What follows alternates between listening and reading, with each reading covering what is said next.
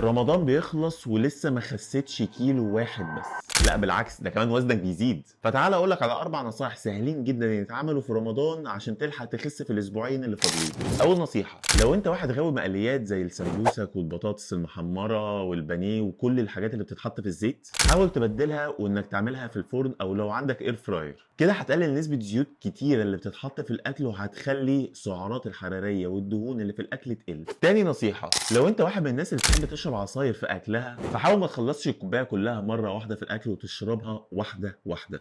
ده هيريح معدتك ويسهل هضم الاكل الرهيب اللي انت اكلته. وانا عن نفسي واحد بيفضل ان احنا نشرب العصاير بعد الاكل ب 10 دقائق او ربع ساعه تكون معدتنا هديت. تالت نصيحه، امضغ اكلك بالراحه. من الاسباب الرئيسيه اللي احنا بندخل في رمضان ان احنا بناكل بسرعه، فالمعده مش بتلحق تهضم، فعلى طول بنحس ان احنا لسه جعانين. فبالطريقه دي بتدخل سعرات حراريه كبيره جدا في فتره الفطار، فعلشان كده